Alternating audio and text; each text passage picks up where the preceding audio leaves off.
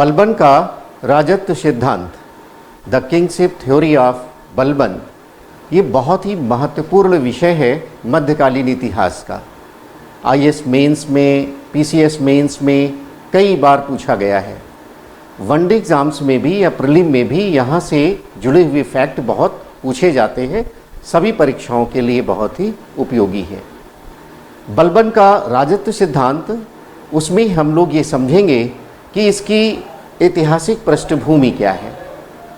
इसके बाद हम लोग समझेंगे कि बलबन का राजत्व सिद्धांत, इसका उद्देश्य क्या है, इसकी विशेषताएं क्या हैं, कौन कौन सी बातें हैं इस सिद्धांत में, इसको समझने का प्रयास करेंगे और इन विशेषताओं को व्यवहार में कैसे लाता है बलबन, इसको समझने का प्रयास करेंगे।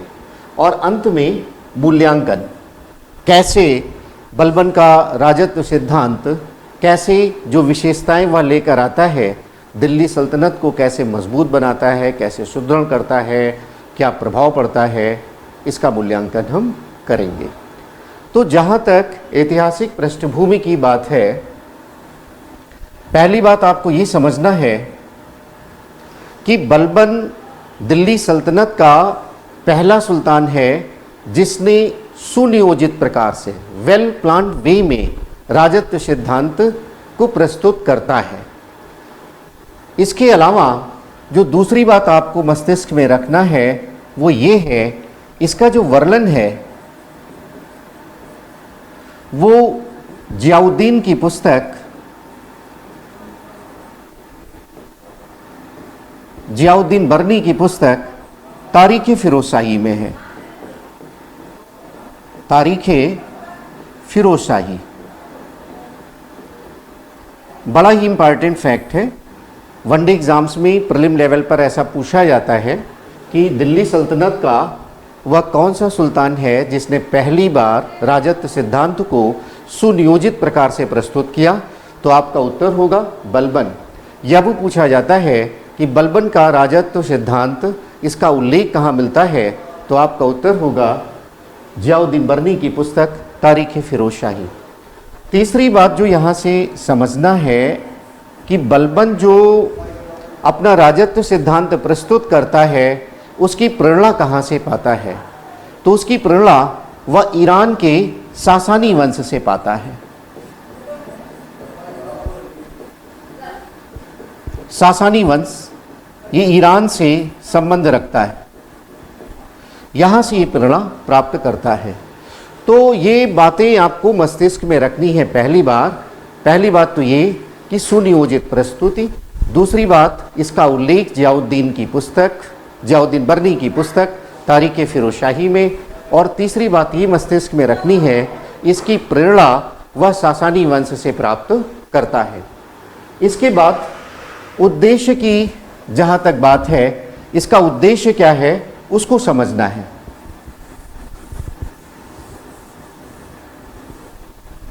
अब उद्देश्य में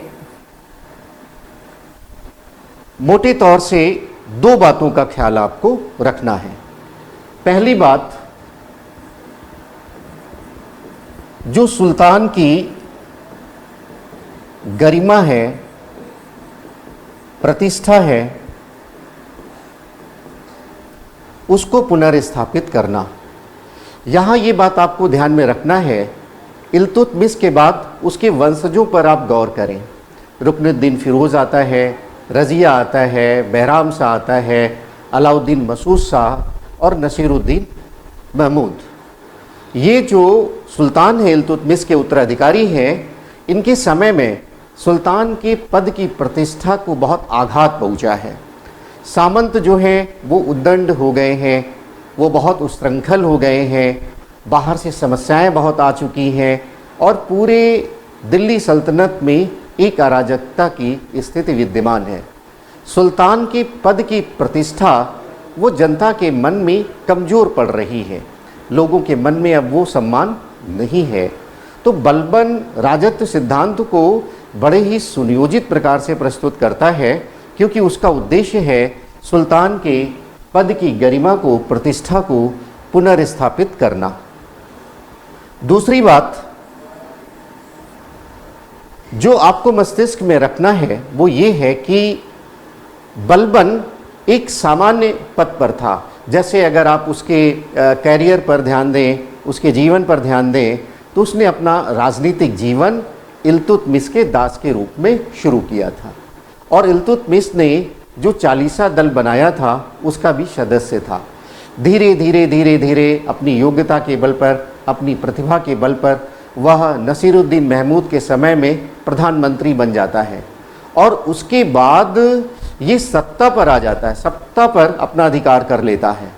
तो इस समय ये भी आवश्यकता थी, बलबन को यह औचित्य सिद्ध करना था कि वह सत्ता के पद के योग्य है, उसका स्वाभाविक अधिकार है, इसलिए भी वह राजत्व सिद्धांत की प्रस्तुति करता है सुनियोजित प्रकार से। तो पहली बात तो सुल्तान की के पद की प्रतिष्ठा को स्थापित करना, और दूसरी बात ये है जो उसने सत्ता अधिग्रहण किया है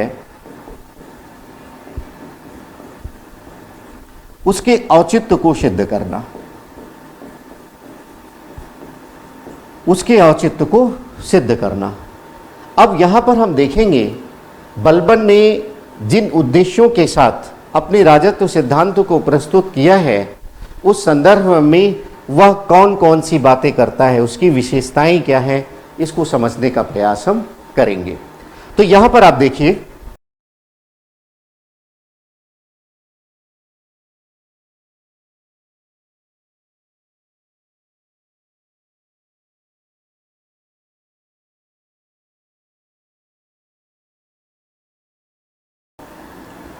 विशेषताओं के संदर्भ में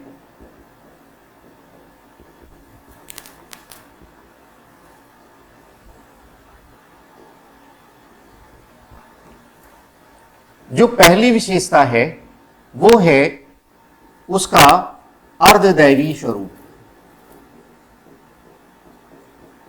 बहुत इंपॉर्टेंट है।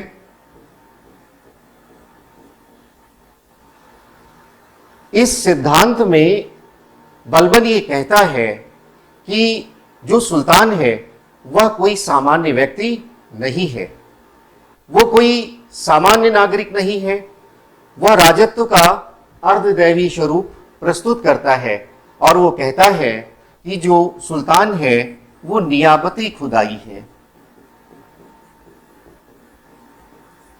दो शब्दों का प्रयोग करता है, पहला नियाबती खुदाई और दूसरा जिल्ले इलाही।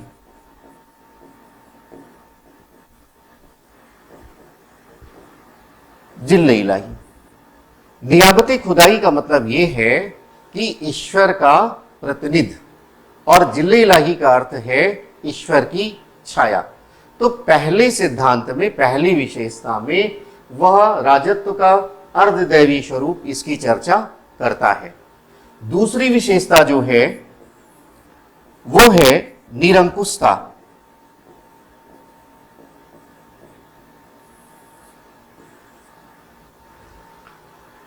बलबन का मानना है कि जो सुल्तान है उसकी शक्ति असीमित है, उस पर किसी का कोई नियंत्रण नहीं है, कोई अंकुश नहीं है, सुल्तान निरंकुश है।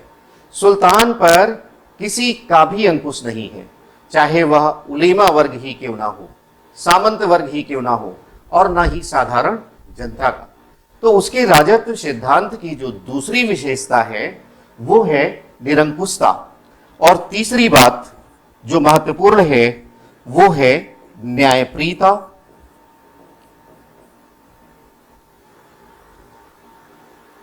यानी अपने शासन को, निरंकुश शासक है, अपने शासक को या अपने पद को अत्याचारी पद न बनने दे, इसलिए वह न्याय के सिद्धांत पर बल देता है। और ये बलबन के शासन की बहुत महत्वपूर्ण विशेषता है। न्याय के सिद्धांत को उसने लागू किया और उसने कहा कि ये जो न्याय है वो गरीब और अमीर दोनों के लिए बराबर है। तो बलबन के राजत्व सिद्धांत की जो प्रमुख बातें हैं उसमें पहली है राजत्व का अर्धदैवी स्वरूप। यह ध्यान में रखना है, कभी कभी विद्यार्थी दैवी स्वरूप कहते हैं जो कि उचित नहीं होता है। यहाँ पर यह शब्द आपको लगाना है, अर्धदैवी स्वरूप। दैवी स्वरूप का मतलब, जैसे आप प्राचीन भारत पढ़ते हैं तो वहां पर राजत्व का दैवी स्वरूप यानी ईश्वर जो है वो राजा के रूप में आता है, राजा ईश्वर के समान है। लेकिन इस्लामी दुनिया में ऐसा नहीं कह सकते, कोई सुल्तान ये नहीं कह सकता कि मैं ही ईश्वर हूं, मैं ही अल्लाह हूं, वो ऐसा नहीं कह सकता। इसीलिए ये बात आपको ध्यान में रखना है कि यहाँ राजत्व का अर्धदैवी स्वरूप, और इसमें वह तभी वो कहता है नियाबत खुदाई, यानी मैं रिप्रेजेंटेटिव हूं, मैं प्रतिनिधि हूं अल्लाह का और उनकी छाया मात्र हूं, जिल्ले इलाही हूं। अब यहां पर आपको ये समझना है कि ये जो सिद्धांत आपने अभी देखे, इनको व्यवहार में वो कैसे लागू करता है उनको आप देखें। जैसे पहला सिद्धांत था राजत्व का अर्धदैवी स्वरूप। इसके लिए उसने व्यवहार में क्या उपाय किया, उसने ईरानी परंपराओं को लागू किया, अपने दरबार को ईरानी दरबारी परंपरा की तरह सुसज्जित किया। वहां पर कोई निम्न कुल का व्यक्ति नहीं आ सकता था, केवल उच्च वर्गों के लोग ही दरबार में आ सकते थे। उसने बहुत ही कोडिंग की, बहुत ही उसने ड्रेस कोड बनाया कि ऐसे ही वस्त्र आपको पहनकर आना है, कोई हंस नहीं सकता, सुल्तान से कोई सीधे बात नहीं कर सकता। यदि कोई बात दरबार में प्रस्तुत करना है तो उसके लिए जो वजीर है वही सुल्तान से बात कर सकता है। इस प्रकार कठोरता का दृष्टिकोण अपनाता है कि उसके चारों ओर नंगी तलवारें लेकर के उसके अंगरक्षक खड़े रहते हैं। और इसमें यह भी है कि ईरानी परंपराओं में वह कुछ नई परंपराओं को जन्म देता है दिल्ली सल्तनत में। वो शब्द थोड़ा जानना आपको आवश्यक है। जैसे एक है सिजदा और पाबोस। सिजदा पाबोस की प्रथा शुरू करता है। सिजदा का मतलब है कि जो सामंत है वो सुल्तान के समक्ष घुटनों के बल बैठते हैं, और पाबोस का मतलब है झुक करके उसके पैरों को छूना। बहुत पूछा जाता है कि दिल्ली सल्तनत में सिजदा पाबोस की प्रथा किसने शुरू की, तो आपका उत्तर होगा बलबन। उसने ईरानी एक त्यौहार है, नववर्ष मनाया जाता है नवरोज के रूप में, उसका उसने प्रचलन शुरू किया दरबार में। इसके अलावा भी वह एक ऐतिहासिक नायक है ईरान का, अफरासियाब। नाम महत्वपूर्ण है, आप नोट कर सकते हैं, अफरासियाब, जिसकी चर्चा जो है फिरदौसी ने, एक लेखक हैं, इतिहासकार हैं, उन्होंने एक रचना लिखी है शाहनामा। बहुत पूछा जाता है तथ्यों के रूप में। जो लोग प्रीलिम्स की तैयारी कर रहे हैं, वनडे एग्जाम्स की तैयारी कर रहे हैं, वो इन तथ्यों को नोट कर सकते हैं। और मेंस के लेखन में भी ये सब जो सामान्य तथ्य हैं वो तो आपको लाने ही पड़ते हैं। तो फिरदौसी की शाहनामा में ईरान का एक ऐतिहासिक शासक है अफरासियाब।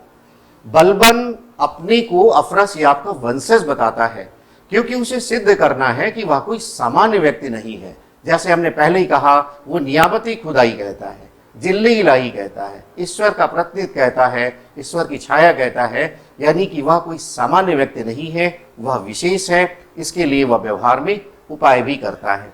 अपने जो उत्तराधिकारी हैं, अपने जो वंशज हैं, उनके नामकरण भी तुरानी परंपरा पर रखता है।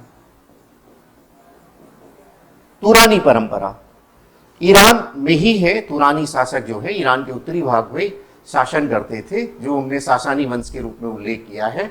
तो जैसे कैकुबाद है, क्यूमर्स है, ये नाम ईरानी परंपरा में ही, तुरानी परंपरा में है।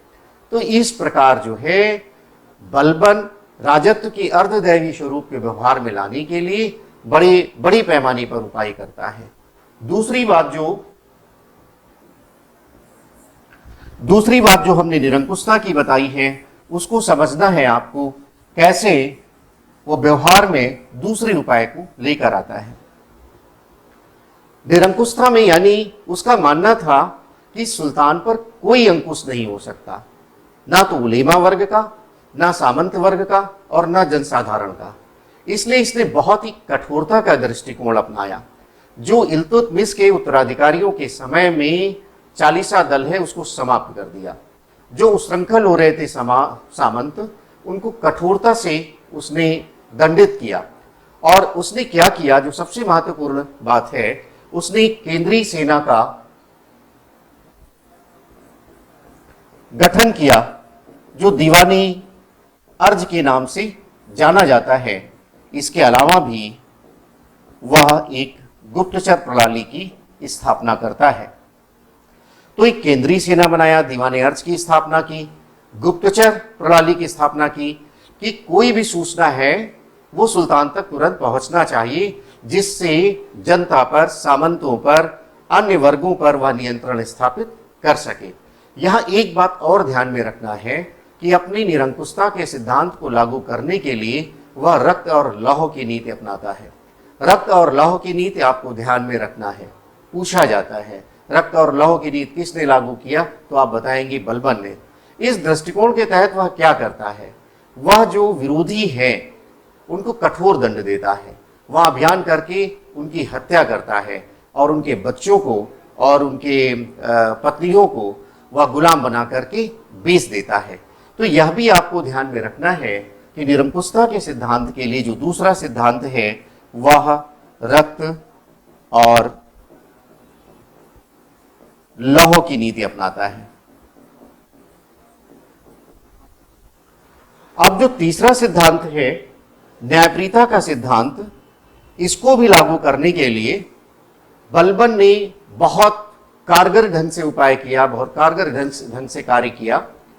अब यहां पर देखिए, एक और वह निरंकुश शासक है, तो निरंकुश शासक अलोकप्रिय ना हो जाए, निरंकुश शासक अत्याचारी ना हो जाए, इसलिए वह न्यायप्रियता का सिद्धांत लागू करता है, न्याय के सिद्धांत लागू करता है और जनता में यह संदेश देता है कि सुल्तान के समक्ष कोई भी ना अमीर है ना गरीब है।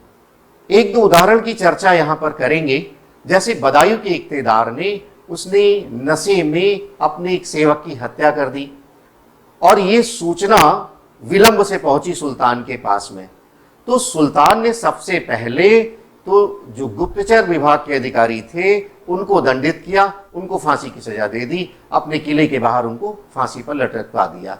और उसके बाद जो बदायूं का इक्तेदार है मलिक बकबक, जो उसका बहुत खास था, उसको 500 कोड़े की सजा दी और इस सजा के बाद वो भी मृत्यु को प्राप्त हो जाता है। ऐसे एक और उदाहरण आप लिख सकते हैं। अवध का इक्तेदार है हैबात खां, उसने भी नशे में अपने कर्मचारी की हत्या कर दी और जब यह बात सुल्तान को पहुंची तो वह बहुत करीबी होने के कारण, रिश्तों में होने के बाद भी बलबन उसको सजा देता है, 500 कोड़ों की सजा देता है। तो इस प्रकार से वह न्याय के सिद्धांत को लागू करता है। अब यहां पर देखिए, आपने देखा कि किस तरह से ऐतिहासिक पुस्तकों में इसका उल्लेख है, इसका उद्देश्य क्या है, कौन कौन से सिद्धांत हैं, इसके व्यवहार में कैसे उपाय करता है। अब जहां तक इसके निष्कर्ष की बात है, इसका क्या लाभ हुआ है दिल्ली सल्तनत को, उसको समझने का प्रयास हम करेंगे। जैसे बलबन के राजत्व सिद्धांत में आपने देखा, ये कुलीनवाद का समर्थक है। वो कहता है कि जब भी मैं किसी निम्न कुल के व्यक्ति को देखता हूं तो मेरे हाथ तलवार की मुठ पर चले आते हैं, मेरे शरीर में, रों में क्रोध सा भर जाता है। इस प्रकार की बात का वह उल्लेख करता है। यह इसकी एक कमी है, यह इसकी एक सीमा है। लेकिन इसके बाद भी अगर इसके राजत्व सिद्धांतों को हम देखें तो पहला सिद्धांत जैसे था राजत्व का अर्धदैवी स्वरूप, उससे क्या होता है कि जनता में, आम जनता में एक मैसेज जाता है, सुल्तान के पद की प्रतिष्ठा स्थापित होती है। और जहां तक निरंकुशता का जो सिद्धांत उसने व्यवहार में जिस प्रकार से उपाय किए, जिसकी चर्चा अभी हमने की, उससे एक गौरव की स्थापना होती है, एक शक्ति की स्थापना होती है। न्यायप्रियता के सिद्धांत का भी एक अच्छा मैसेज आता है। तो कुल मिलाकर हम यह कह सकते हैं कि बलबन का जो राजत्व सिद्धांत है उसने दिल्ली सल्तनत को सुदृढ़ बनाया और यह हम अंत में यह कह सकते हैं कि बलबन का राजत्व सिद्धांत प्रतिष्ठा, शक्ति एवं न्याय के सिद्धांतों पर आधारित था।